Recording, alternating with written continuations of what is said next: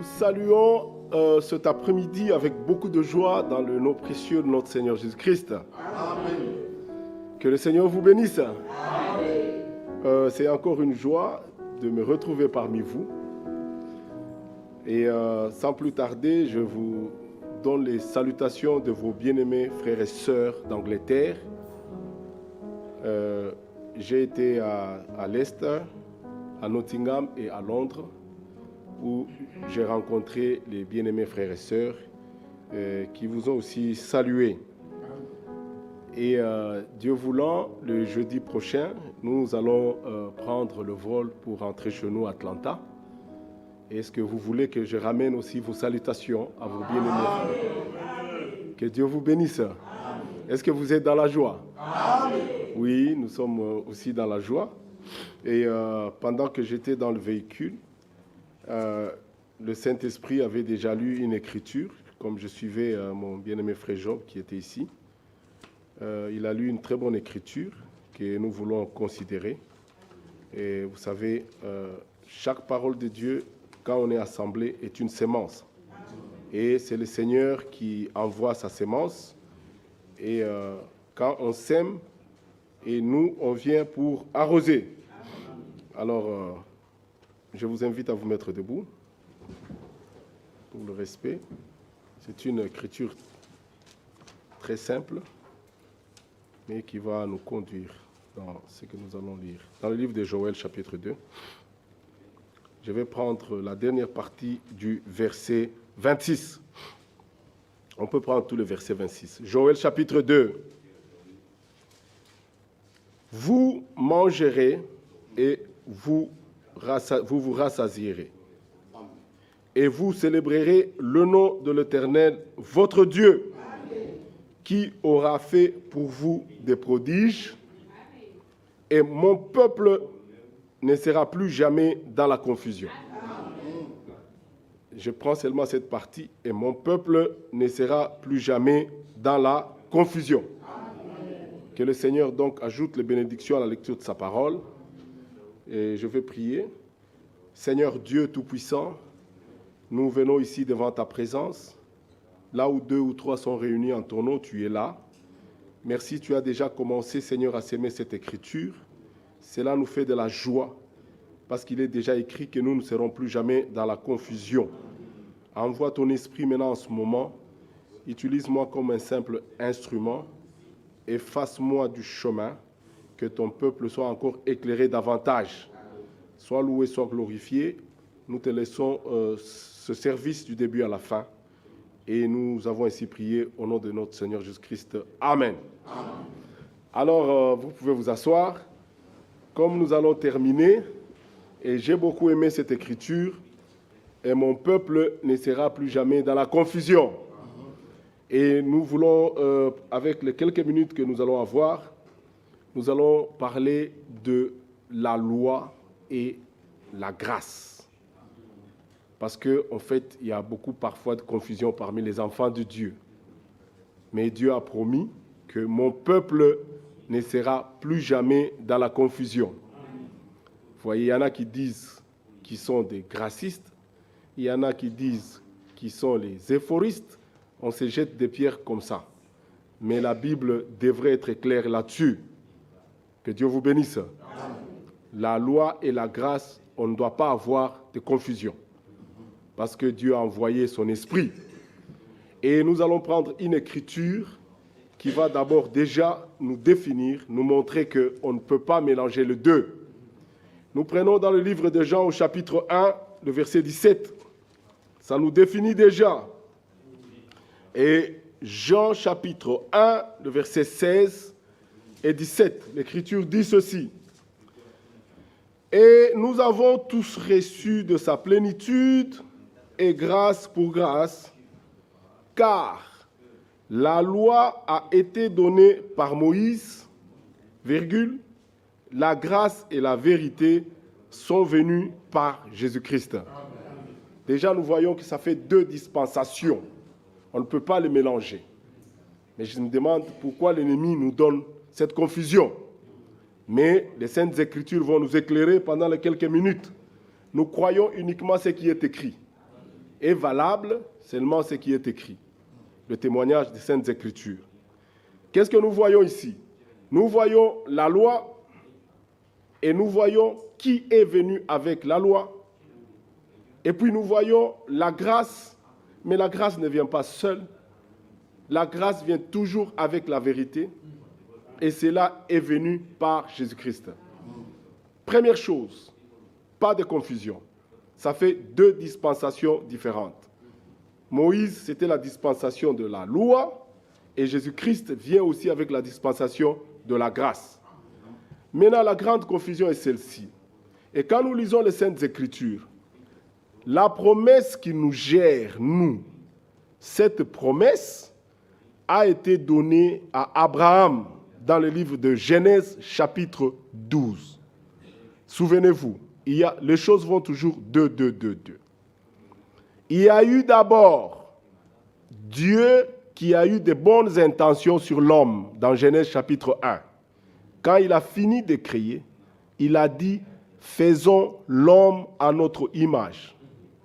Et Dieu a défini même son intention. Vous pouvez le lire. Dieu était il était très bien intentionné. Et Dieu ne change pas. Genèse 1, nous commençons par là. L'intention de Dieu. Au verset 26. Puis Dieu dit, c'est Dieu, hein? Lui Dieu, il décide. Il a créé toutes choses. Il dit, faisons l'homme à notre image, selon notre ressemblance. Et qu'est-ce qu'il fait cet homme? Qu'il domine sur les poissons de la mer, sur les oiseaux du ciel, sur le bétail, sur toute la terre et sur tous les reptiles qui rampent sur la terre. Dieu créa l'homme à son image, il les créa à l'image de Dieu, il créa l'homme et la femme. Regarde ce que Dieu a fait. Dieu le bénit et Dieu leur dit, soyez féconds, multipliez et remplissez la terre et l'assujettissez et dominez sur les poissons de la mer, sur les oiseaux du ciel et sur tout animal qui se met sur la terre. Ne l'oubliez pas. Bonnes intentions de Dieu. Nous étions créés pour... D'abord, il nous a bénis comme créatures et nous devions dominer sur tout ce qui bouge. Mais ce n'est plus le cas. Nous fouillons. Si un serpent entre ici, surtout nos sœurs là, ils seront les premiers à monter sur les bancs. Que Dieu vous bénisse. C'est-à-dire, nous avons perdu ce que Dieu avait en vue pour nous. Qu'est-ce qu'il y a eu? Il y a eu le péché.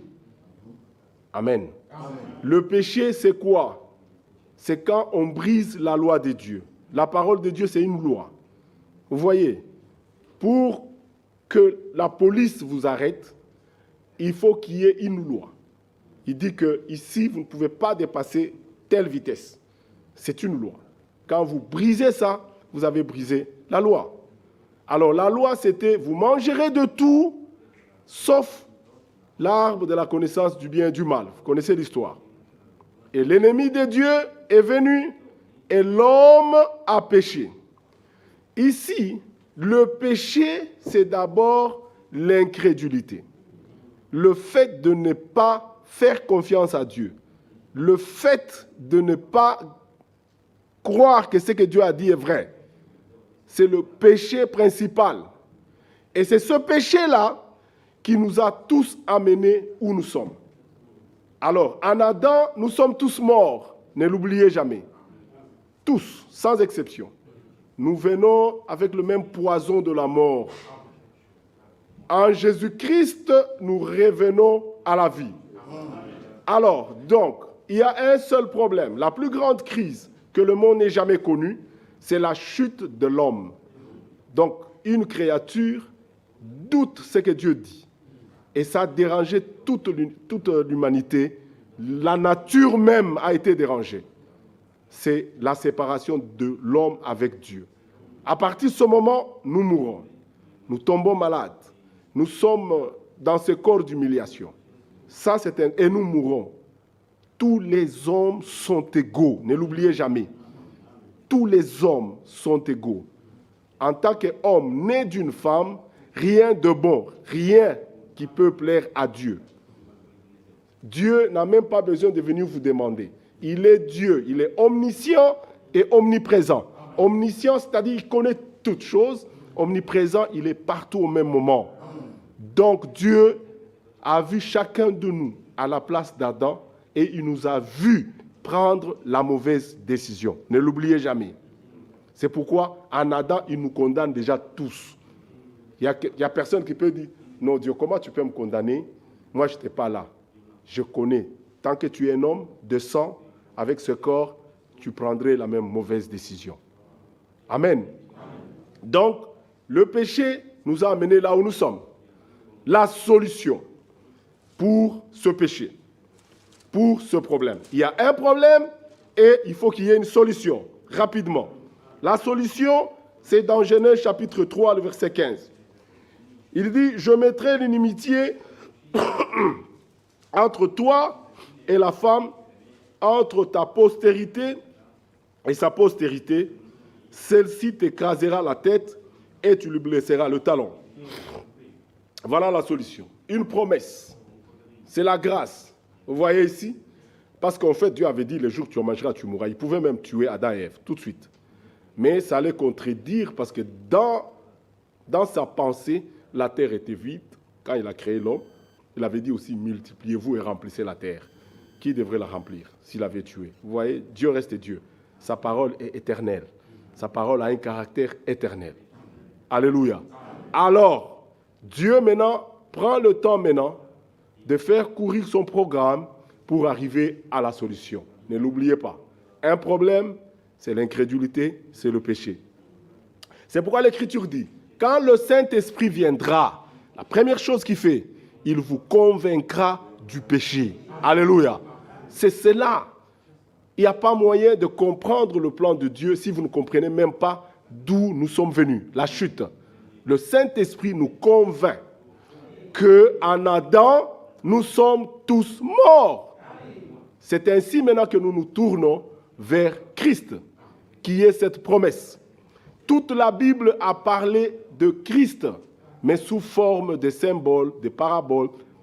Tout ça, c'était pour indiquer Christ. La loi n'était que l'ombre. Maintenant, la loi. La promesse est donnée à Abraham dans Genèse chapitre 12. Lisez ça rapidement. Dieu dit, Éternel dit à Abraham, va-t'en de ton pays, de ta patrie, de ta maison, de ton père, dans le pays que je te montrerai. Je ferai de toi une grande nation, je te bénirai. Je rendrai ton nom grand, et tu seras une source de bénédiction. Alors Abraham, c'est la source de la bénédiction. Il lui promet une sémence. Ce n'est pas Isaac. Isaac, c'est prophétique. Mais la sémence qui devrait nous donner, c'est Christ. Et c'est Christ qui est promis dans Genèse 3,15. Ne l'oubliez pas. Tous les prophètes ont parlé de Christ parce que c'était la solution pour nos problèmes. Tous, sans exception. Mais que vient faire la loi? La loi est intervenue à cause des transgressions. La loi est venue 430 ans après. Ça ne pouvait pas abolir les dispositions de la grâce de Dieu. Et nous pouvons le lire pour que ça ne soit pas que c'est Frère Bertin qui l'a dit. Je vais répéter ce que l'Écriture dit. Paul le dit dans le livre de Galates. Galates chapitre 3. Il dit ceci. Galates chapitre 3. Il parle de la loi et de la grâce. Galates d'abord chapitre 2, le verset 19. Car c'est par la loi que je suis mort à la loi, afin de vivre pour Dieu. Le verset 19. J'ai été crucifié avec Christ, et si je vis, ce n'est plus moi qui vis, c'est Christ qui vit en moi. Si je vis maintenant dans la chair, je vis dans la foi au Fils de Dieu, qui est cette sémence, qui m'a aimé et qui s'est livré lui-même pour moi. Très important. Je ne rejette pas la grâce de Dieu. Ne rejetez jamais la grâce de Dieu. C'est venu par Jésus-Christ. Jésus est venu avec la grâce et la vérité. Car si la justice s'obtient par la loi, Christ est donc mort en vain. Ne rendez pas la mort de Christ en vain. Alléluia. Nous ne voulons pas la disgrâce. Mais la grâce de Dieu, c'est pour nous. Alléluia. C'est la source de salut pour tous les hommes. Donc pour être sauvé, une seule source, c'est la grâce qui est venue par Jésus-Christ. Et la grâce, c'est-à-dire le pardon de nos péchés. Alléluia. Il faut faire attention de ne pas mélanger les deux. Galates 3, il dit ceci, verset 6. Comme Abraham crie à Dieu et que cela lui fit imputer à justice, reconnaissez donc que ce sont ceux qui ont la foi qui sont fils d'Abraham. Aussi l'Écriture prévoyant que Dieu justifierait les païens, pas par les œuvres, par la foi, a d'avance annoncé cette bonne nouvelle à Abraham. Donc ce qu'il avait dit à Abraham, c'était déjà l'évangile. Toutes les nations sont bénies en toi. De sorte que ceux qui croient sont bénis avec Abraham, le croyant. La foi est déterminante. Alléluia. Vous pouvez venir chanter, connaître tous les versets. Si vous ne croyez pas au pardon de vos péchés, votre foi est vaine. Amen. Vous n'allez pas hériter la bénédiction d'Abraham, qui est la solution à nos problèmes. Alors, 13, le verset 12. Or, la loi ne procède pas de la foi, mais elle dit, celui qui mettra ces choses en pratique vivra par elles. Christ nous a rachetés de la malédiction de la loi. Amen. Christ, parce que dans Romains 10, on dit Christ est la fin de la loi. Parce que la malédiction, il était écrit, maudit est celui qui meurt à la croix.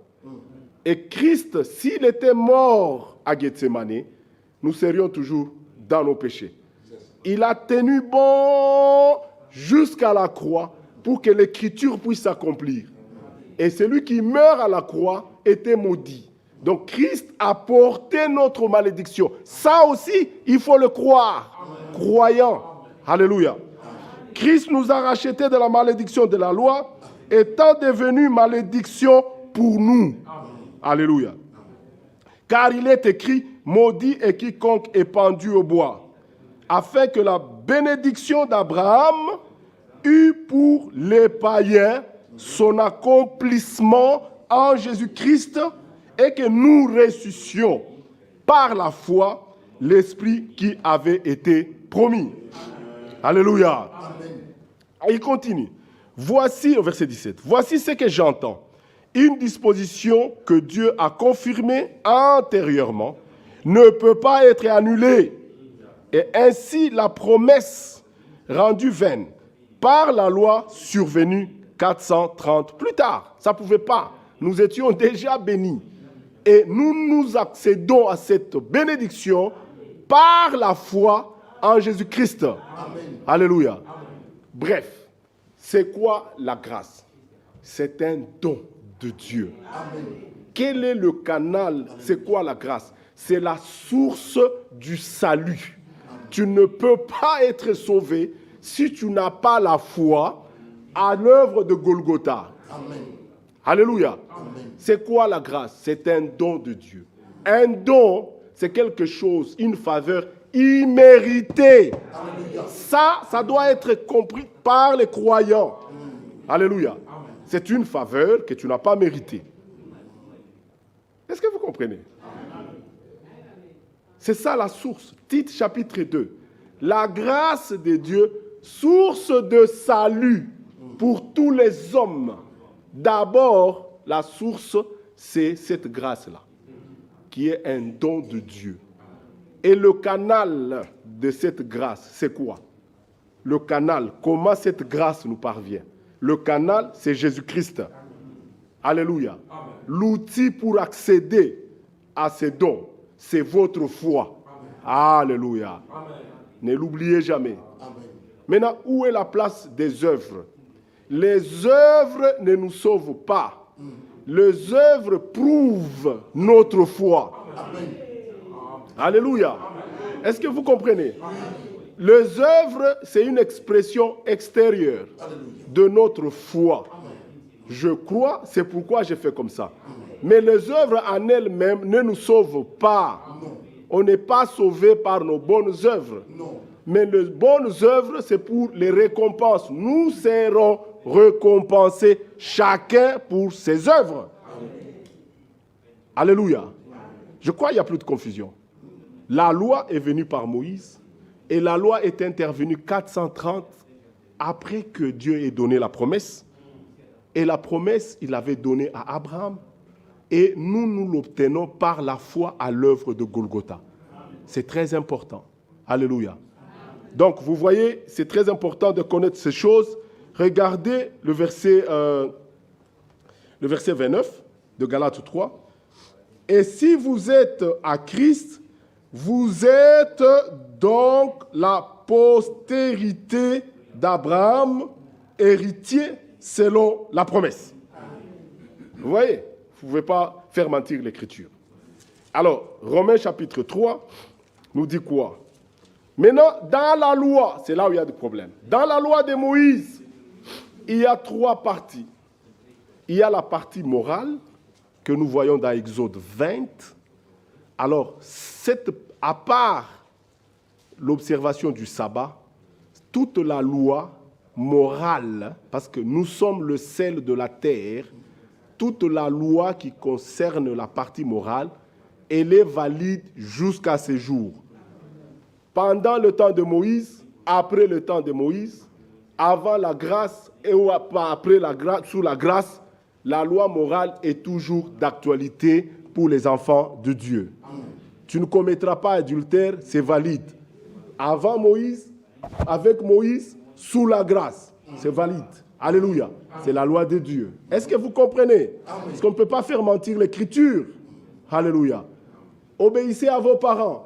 C'est la loi morale. Dieu a mis ça parce que le monde est une pourriture. Et avec ça, on devient le sel de la terre. Les gens qui croient que parce qu'on dit que Christ est la fin de la loi, c'est-à-dire que ça enlève la partie morale, c'est faux, ce n'est pas conforme. Je peux vous montrer toute la loi dans le Nouveau Testament. Et mes enfants, fouillez l'idolâtrie. Il n'y a qu'un seul Dieu. Honore ton père et ta mère. Vous trouvez ça dans Exode 20, dans la loi, et vous trouvez ça, Paul en parle, dans le Nouveau Testament. Donc la loi morale, elle est toujours là. Alléluia. Il y a la partie de la loi civile, dans Exode 21, où Dieu a donné la loi pour montrer les relations entre des gens.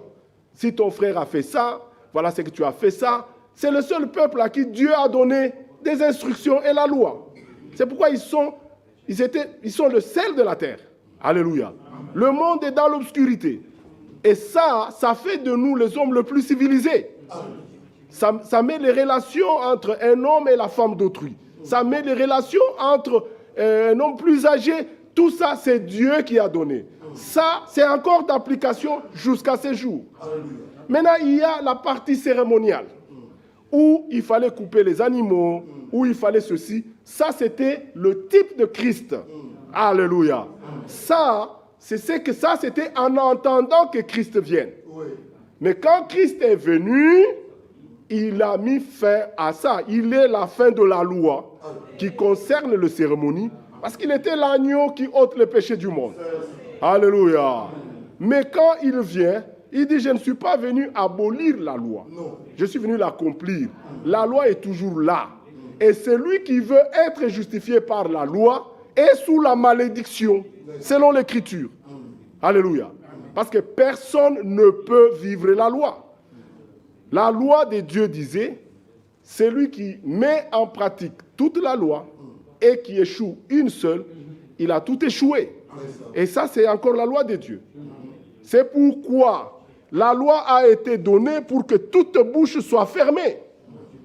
Parce que Dieu a promis qu'il jugera les actions secrètes de cœur, selon l'Évangile. Maintenant, il y a eu des gens qui ont vécu sans la loi. Lisez Romains chapitre 2. Alléluia. Alors, nous lisons ici.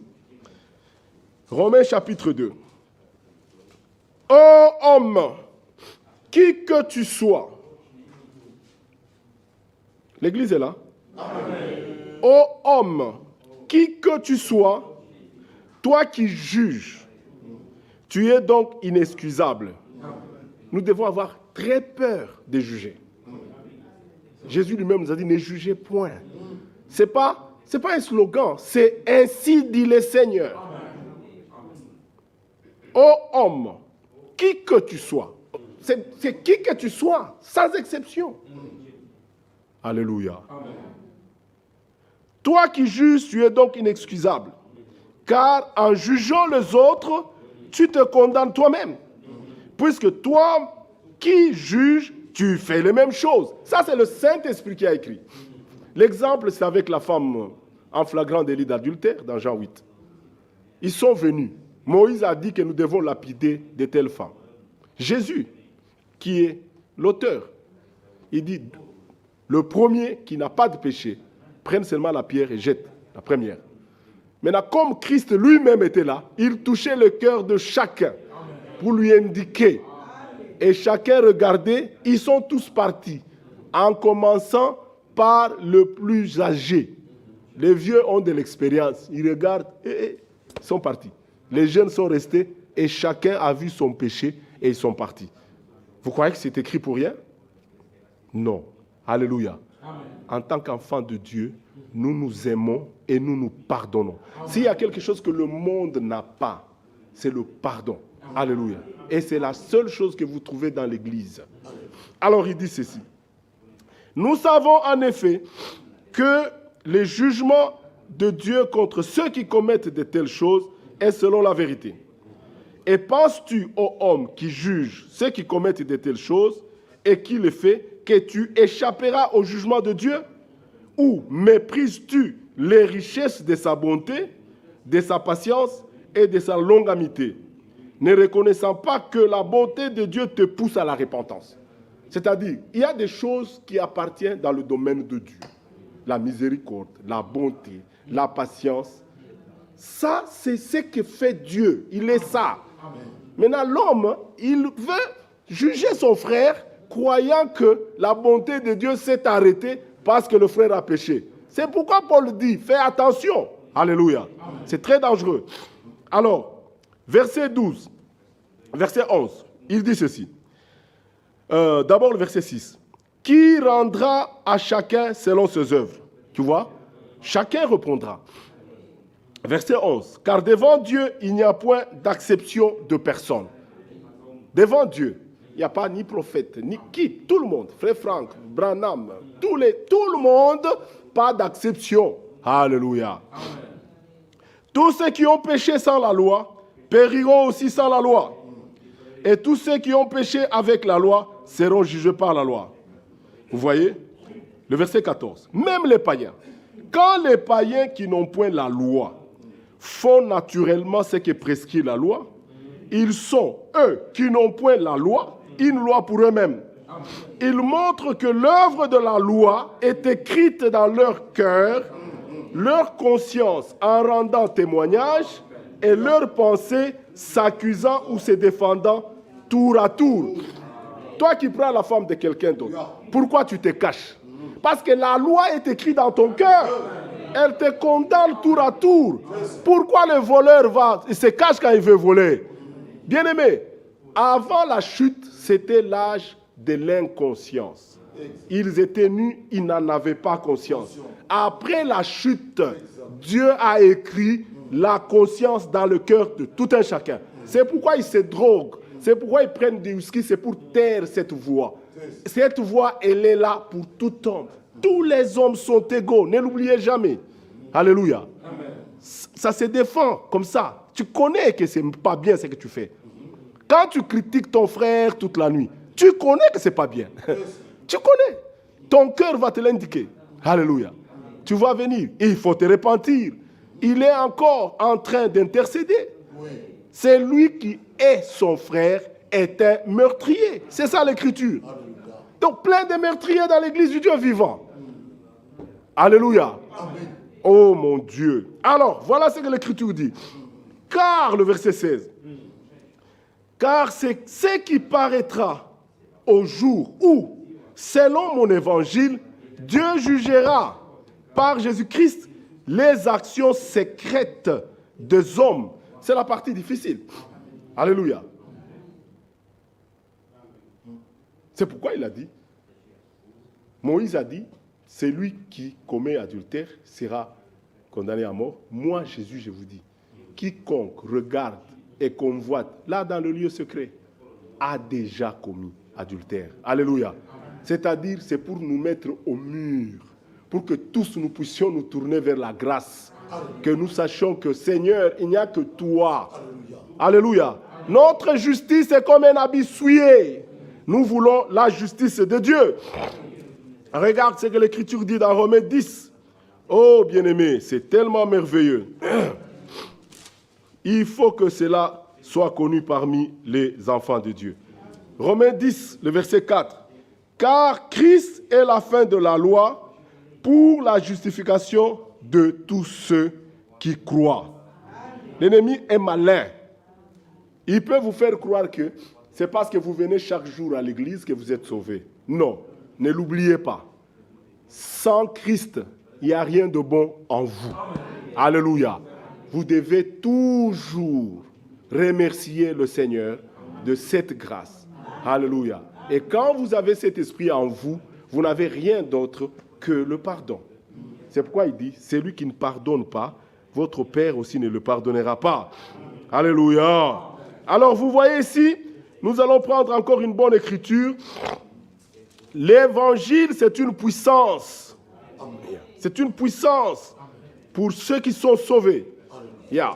Dieu a choisi de sauver les hommes par la folie de la prédication de la croix. C'est une folie. Alléluia. 1 Corinthiens, chapitre 4. Nous allons lire encore quelque chose. Regarde ce que l'Écriture dit. Il dit ceci. Ainsi qu'on nous regarde comme des serviteurs de Christ et des dispensateurs des mystères de Dieu. Les mystères, c'est caché aux intelligents et aux sages. Vous voyez? Du reste, ce qu'on demande des dispensateurs, c'est que chacun soit trouvé fidèle. Amen. Alléluia. On ne peut pas faire mentir l'Écriture. Pour moi, il m'importe fort peu d'être jugé par vous ou par un tribunal humain. Je ne me juge pas non plus moi-même, car je ne me sens coupable de rien. Mais ce n'est pas pour cela. Tu vois, Paul dit, lui c'était un meurtrier. Donc, même si vous me jugez, mais ce n'est pas pour ça que je suis justifié. Parce que la justice véritable, c'est la justice de Dieu. Regarde, il dit, mais ce n'est pas pour cela que je suis justifié. C'est lui qui me juge. C'est qui? Amen. Ça restera comme ça. Mais le Seigneur n'a pas besoin de notre jugement. Alléluia. C'est pourquoi ne jugez de rien avant le temps, jusqu'à ce que vienne le Seigneur qui mettra en lumière ce qui est caché dans le ténèbre et qui manifestera le dessein de cœur.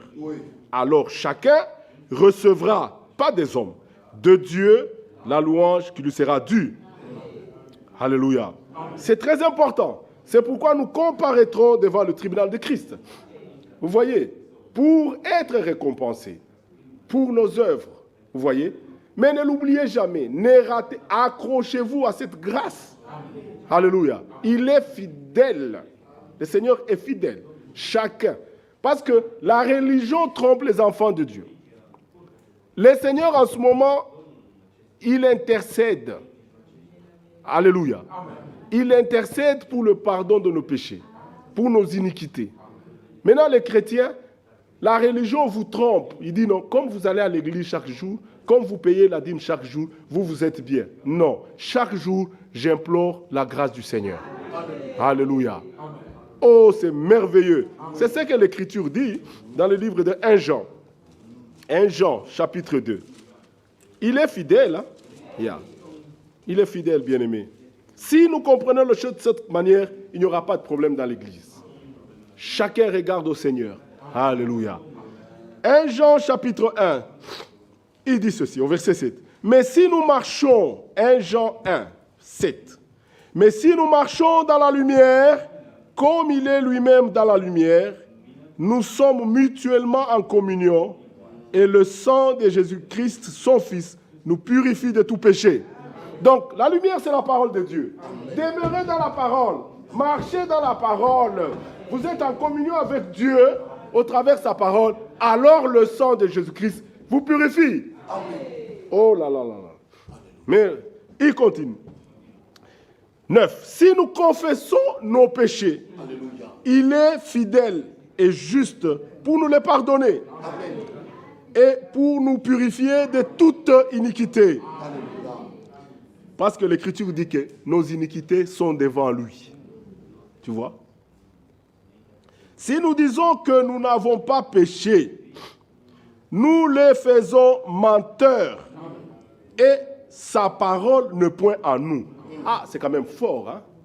Donc, faites attention de faire dire à Dieu que c'est un menteur. Non, je n'aimerais pas. C'est ce que ça veut dire. Quand vous jugez l'autre, c'est-à-dire vous dites que vous n'avez pas de péché. Vous voyez? Et vous faites de Dieu un menteur. Alléluia. Tout est grâce. Alléluia. Alors, cette grâce n'est pas la disgrâce. Alléluia. Il dit ceci. Les petits enfants, je vous écris ces choses. On ne vous dit pas ça pour que vous alliez pécher, non. Je vous dis ces choses afin que vous ne péchiez point. Mais si quelqu'un a péché, nous le lapidons. Non. Nous avons un avocat auprès du Père, Jésus-Christ, le juste. Il n'y a pas de confusion. Chacun répondra de ses œuvres. Nous comparaîtrons devant le Seigneur. Alors, Éphésiens chapitre 2. Donc, il y a les œuvres, il y a la foi. Il y a le péché et il y a les péchés au pluriel. Le péché, c'est l'incrédulité. Alléluia. Et ce péché, pour l'incrédulité, Christ a été jugé pour l'humanité, pour le péché d'incrédulité. Nous faisons le péché de faire ceci, l'impudicité, c'est une conséquence de l'incrédulité. Mais le péché, c'est l'incrédulité. Et Christ a été jugé pour ça. Alléluia. Amen. Maintenant, ce que vous faites là, c'est seulement les conséquences de votre incrédulité. C'est pourquoi il faut être au pied de Jésus, implorer sa bonté, parce que son sang est encore sur le trône. Alléluia. Et nous nous exhortons, et nous nous efforçons de lui plaire. Alléluia. C'est ce que la Bible dit. Parce qu'il m'a sauvé, il m'a pardonné. J'ai reconnu que si lui n'avait pas fait ça, j'allais mourir. Dès que vous saisissez ça, vous commencez la marche avec le Seigneur. Vous voyez les autres différemment. Alléluia. Quand vous voyez quelqu'un tomber, votre premier réflexe, c'est prier pour lui. Étienne a prié pour ceux qui les lapidaient. Il dit, Seigneur, pardonne-leur, ils ne savent pas ce qu'ils font. Il était rempli du Saint-Esprit. On dit, un homme rempli du Saint-Esprit. Alléluia. 1 Jean chapitre 3. Regarde ce que l'Écriture dit. Les bonnes choses, hein, le temps nous manque. Alors, il dit ceci. 1 Jean chapitre 3. C'est quoi le péché? Le péché, c'est la transgression de la loi. 1 Jean 3. Ça nous dit ici. Bien-aimés, au verset 2. Nous sommes maintenant enfants de Dieu. Et ce que nous serons n'a pas encore été manifesté. Mais nous savons que lorsque cela sera manifesté, nous serons semblables à lui parce que nous le verrons tel qu'il est. 3. Quiconque a cette espérance en lui, il s'est sali. Tu ne peux pas faire mentir l'Écriture. Il se purifie comme lui-même est pur. C'est cette espérance. Vous voyez? Donc, ne regardez pas à gauche, à droite. Regarde à ta vie. Garde cette espérance, va de l'avant, purifie-toi. Si ton frère est tombé, prie pour lui. Et seulement les sentiments. Parce que tu répondras de tes propres œuvres. Mais si tu as l'espérance que dès qu'il paraîtra, tu seras comme lui. Ce n'est que quand il va paraître, alléluia, que tu seras comme lui. Mais l'ennemi va te tromper. Ici, tu as encore besoin de cette grâce, de ce sang et du pardon. Il est là. C'est pourquoi il intercède. Alléluia. C'est pourquoi je relèverai mon frère. C'est pourquoi je prierai pour mon frère. Alléluia. Et moi, je me purifierai parce que devant le Seigneur, je répondrai de mes propres œuvres. L'homme ne va pas répondre pour sa femme. La femme, tu ne répondras pas pour ta fille, pour ton enfant. Alléluia. Nous prions pour eux. S'ils ne sont pas destinés, qu'est-ce que tu vas faire? Nous les réclamons jusqu'à ce que le Seigneur vienne. Mais ce jour-là, vous allez répondre chacun pour ses œuvres. Quiconque pêche transgresse la loi. Et le péché est la transgression de la loi. Alléluia. Amen. Le verset 14. Nous savons que nous sommes passés de la mort à la vie. Quelle est la preuve que vous êtes sauvés? Voilà la réponse. Nous savons que nous sommes passés de la mort à la vie parce que nous aimons les frères. Alléluia. C'est ça la preuve. Quand tu sens la haine, tu es encore dans le monde. Ce sont les œuvres du ténèbre. Nous savons que nous sommes passés de la mort à la vie parce que nous aimons les frères. Celui qui n'aime pas demeure dans la mort. Quiconque est son frère est un bon frère, hein? Est un meurtrier. Plein de meurtriers dans l'église. Et vous savez qu'aucun meurtrier n'a la vie éternelle demeurant en lui. Nous devons tous nous repentir. Nous devons tous avoir cet amour. Alléluia. Nous devons toujours regarder au Seigneur. Donc, il n'y a pas de confusion. La promesse a été donnée à Abraham que toutes les nations seront bénies en toi. Et cette promesse, nous l'avons par la foi en Jésus-Christ. Jésus-Christ qui est la réponse au problème de la chute. Mais pourquoi la loi est intervenue? La loi est intervenue à cause des transgressions. C'est un pédagogue qui nous conduit vers Christ. Alléluia. C'est par la loi que je connais ce qui est mal. Alléluia. Paul le dit clairement dans le livre de Romains chapitre 3. Lisons encore. Il dit cela. C'est très bien d'écouter ces choses. C'est pour nous, ça nous fait du bien. Le verset 19, Romains 3. Il dit, « Or, nous savons que tout ce que dit la loi, elle le dit à ceux qui sont sous la loi, afin que toute bouche soit fermée. » Alléluia. Et que tout le monde soit reconnu coupable devant Dieu. Car nul ne sera justifié devant lui par les œuvres de la loi, puisque c'est par la loi que vient la connaissance du péché. Mais maintenant, sans la loi est manifestée la justice de Dieu à laquelle rendent témoignage la loi et les prophètes. Donc, toute la loi, tous les prophètes, tout ce qu'ils ont parlé, c'était Christ. Et la grâce a été manifestée où? À Golgotha. C'est pourquoi il dit, la grâce de Dieu, source de salut pour tous les hommes, a été manifestée. Pourquoi est-ce que Dieu a donné la grâce? Jean 3, par son amour. Dieu a tant aimé le monde qu'il a donné son Fils unique. Donc l'amour de Dieu pour le monde, il savait qu'on ne peut pas vivre sans lui, donc lui aussi ne pouvait pas vivre sans nous. Alors cet amour, c'est ce qui a fait qu'il ne nous a pas laissés. Il a promis de venir lui-même nous rejoindre dans le mal, être une malédiction. Donc, et nous faire ce don de la grâce. La grâce est un don immérité. Alléluia. C'est un don immérité, il faut l'accepter. Et l'évangile, c'est la bonne nouvelle. C'est-à-dire, on vous apprend que quelqu'un est mort pour le pardon de vos péchés.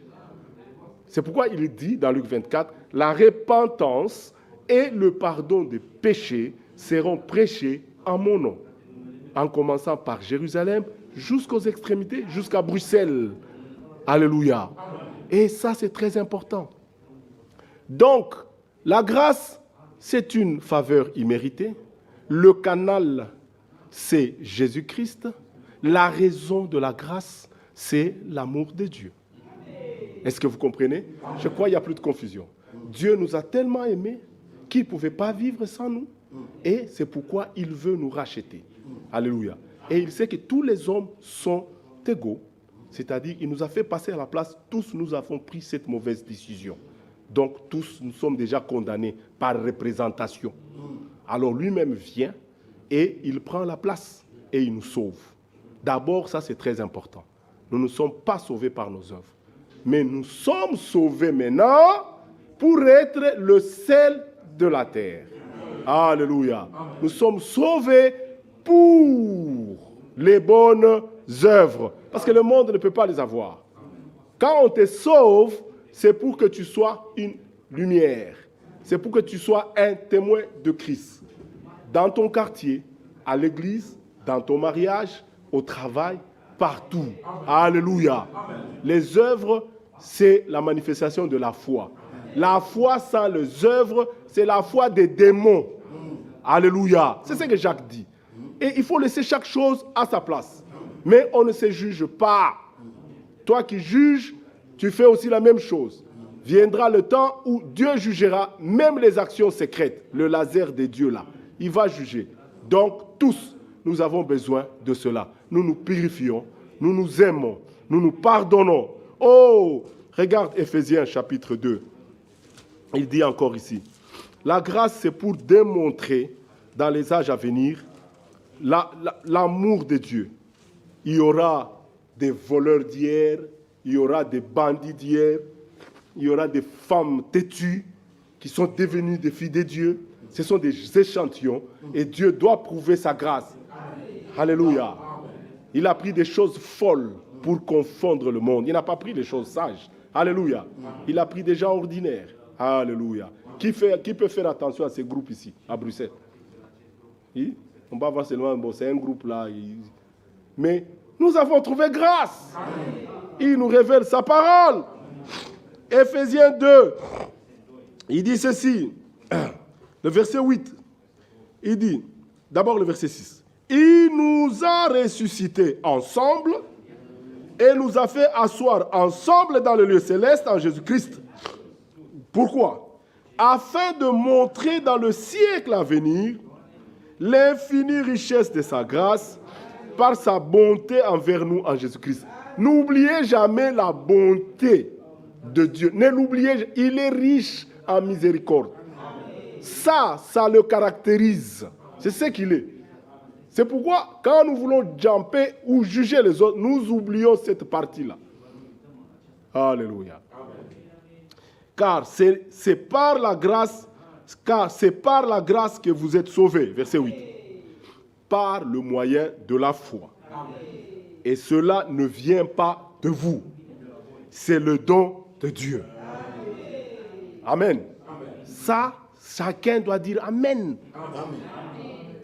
Ce n'est point par les œuvres, c'est écrit, afin que personne ne se glorifie. Donc, à l'église, on devrait avoir des gens humbles, parce qu'il n'y a personne qui est sauvé par ses propres œuvres. Donc, il y a des gens qui ont reconnu la grâce. Nous venons, je vois mon frère qui tombe, je prie pour toi. Je suis sauvé. Je ne peux pas me glorifier. Si je tiens debout, grâce. C'est par la grâce de Dieu. Alléluia. Mais là, il dit ceci. Non, nous reprenons. Verset 8. Car c'est par la grâce que vous êtes sauvés, par le moyen de la foi. Cela ne vient pas de vous. Un don, c'est quelque chose que vous n'avez pas mérité. Vous n'avez pas travaillé pour ça, on vous a fait un don. C'est un don de Dieu. Ce n'est point par les œuvres, afin que personne ne se glorifie.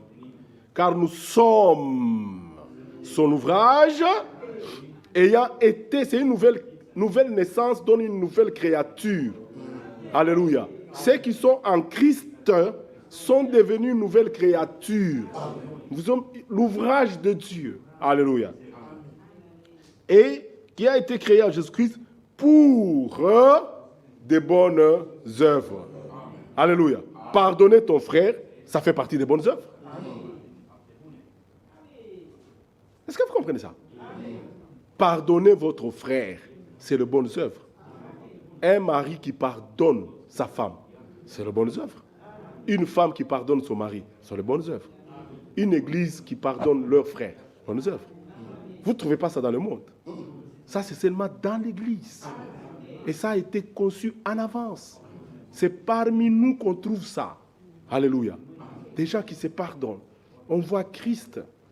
Alors, il dit, les bonnes œuvres que Dieu a préparées d'avance, pourquoi? Afin que nous les pratiquions. Et c'est merveilleux. Regarde ce qu'il nous dit dans Matthieu chapitre 5. Non, Jésus nous a donné beaucoup de bons conseils. Il nous a donné beaucoup de bons conseils. Nous devons nous aimer, nous devons les mettre en pratique. Matthieu chapitre 6. À partir du verset 12. Matthieu 6, il dit ceci. Pardonne-nous nos offenses, comme nous aussi nous pardonnons à ceux qui nous ont offensés. Donc dans l'église, tel m'a fait ça, tel m'a fait ça. Ça ne fait aucune différence. Parce qu'il y a le pardon dans l'église. Est-ce que vous comprenez? Mais le problème dans l'église, c'est parce que tel m'a fait ça, tel m'a piétiné. Et ça devient un problème. Alors, nous sommes dans l'église ou dans le monde? Dans l'église, nous nous pardonnons mutuellement. Pardonnons-nous nos offenses, comme nous aussi nous pardonnons à ceux qui nous ont offensés. Ne nous induis pas en tentation, mais délivre-nous du malin, car c'est à toi qu'appartiennent, dans tous les siècles, même aujourd'hui, le règne, la puissance et la gloire. Amen. Maintenant, il dit, si vous pardonnez aux hommes leurs offenses, votre Père céleste vous pardonnera aussi. Un chrétien ne se fait pas de... Tu n'as même pas le temps qu'on te demande de pardon. Tu l'as déjà en permanence. Donc, j'ai même pas besoin. C'est-à-dire, tu ne passes même pas ton temps de venir vers moi. Je t'ai déjà pardonné. Tu es mon frère. Est-ce que vous comprenez? Non, on doit te supplier. Vous savez, pardonner, frère. Il faut pardonner. Tu n'en as pas. Alléluia. C'est automatique pour les enfants de Dieu. Et s'il ne pardonne pas, il n'est pas en paix. Il veut pardonner. Parce qu'il l'a reconnu. Celui qui ne pardonne pas, il n'a pas encore bien saisi Golgotha. Il croit qu'il est quelque chose. Est-ce que vous comprenez? Non. Nous ne sommes rien sans la grâce de Dieu. Alors, si vous reconnaissez cela, vous aimez le frère. C'est la preuve. C'est lui qui est né de Dieu, il aime le frère. Alors, celui qui n'aime pas le frère, il est meurtrier. Comment expliquer? Quelqu'un qui est avec nous, il quitte l'église, il devient l'ennemi des frères. Il ferme le téléphone, il parle en mal. Ça ne devrait pas arriver, ça. C'est chez nous qu'on doit trouver des choses qu'on ne peut pas trouver ailleurs. Amen. Ton frère a pris l'argent, et puis l'amour croit tout. Alléluia. Amen. Tu vois ici, mon frère a volé l'argent. Frère, où est l'argent? Oh, j'ai perdu. Je sais qu'il a volé. Mais parce qu'il m'a dit que c'est tombé, l'amour croit tout. Je vais éviter même... Non, frère, tu dois me prouver. Viens ici, frère. Et faisons... Non, come on. L'amour croit tout. On laisse Dieu voir tout. Laissez tout entre les mains du Seigneur. Il est le juste juge. Alléluia. Et nous avançons seulement. Nous n'avons pas de tribunal. Alléluia. Le jugement, c'est par la parole de Dieu. Dieu connaît bien faire son histoire, c'est son œuvre. Il va susciter quelqu'un de loin, il vient ici, il est parti. Ça reste l'œuvre de Dieu. Alléluia. Alors il dit, mais, au verset 5, mais si vous ne pardonnez pas aux hommes, votre Père ne vous pardonnera pas non plus vos offenses. C'est ainsi dit le Seigneur.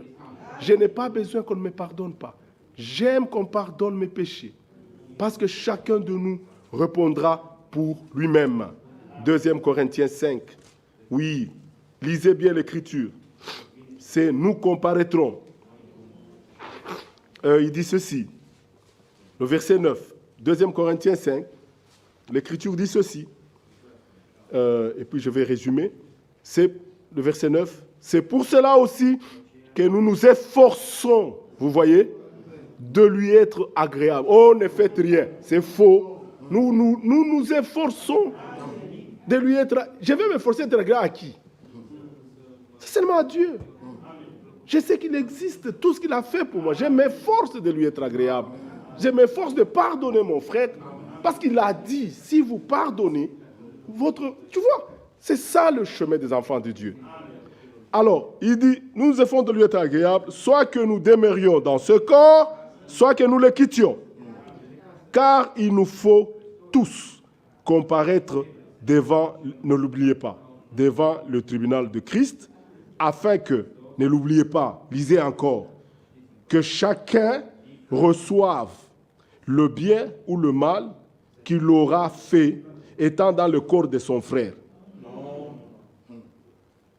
Amen. Étant dans son corps. Maintenant, c'est pourquoi chacun, il s'accroche. Même si vos péchés sont rouges comme la cramoisie, je le rendrai blanc comme dans la neige. Qu'est-ce que vous allez faire de cette écriture? C'est encore écrit. Si l'ennemi vient, balancez-lui ça. Alléluia. Il était en Christ réconciliant le monde avec lui-même en n'imputant point aux hommes leurs offenses. Alléluia. C'est ça le centre de l'évangile. C'est le verset 19.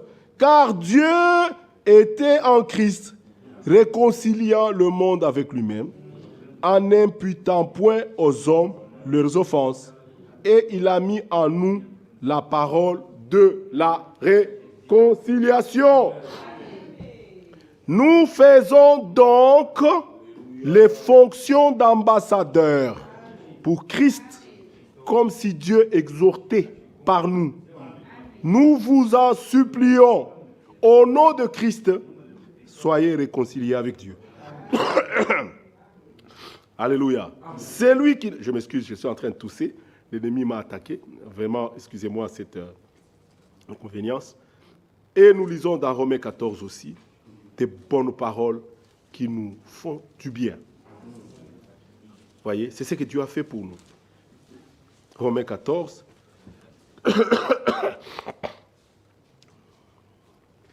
Verset 7. En effet, nul de nous ne vit pour lui-même. Ne vivez jamais pour vous-même. Vivez pour Jésus-Christ. Et nul ne meurt pour lui-même. Car si nous vivons pour le Seigneur. Et si nous mourrons pour le Seigneur. Soit donc que nous vivions, soit que nous mourions, nous sommes au Seigneur.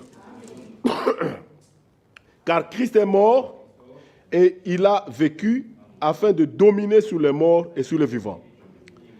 Mais toi, pourquoi juges-tu ton frère? Ou toi, pourquoi méprises-tu ton frère? C'est écrit. Puisque nous comparaîtrons tous devant le tribunal de Dieu. Alléluia. 12. Ainsi, chacun de nous rendra compte à Dieu pour lui-même. Alléluia. Que Dieu vous bénisse. Mon peuple ne sera plus jamais dans la confusion. Il y a eu un problème, c'est la chute, l'incrédulité de l'homme. Et tous les hommes sont égaux.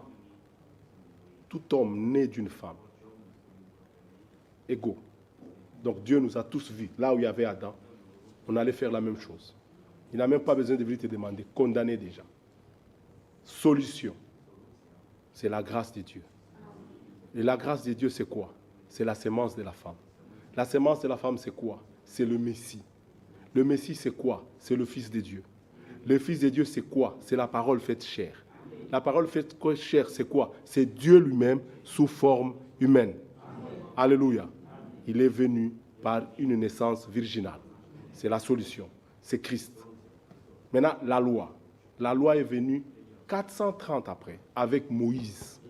Pourquoi la loi? C'est par la loi que je connais le péché. Alléluia.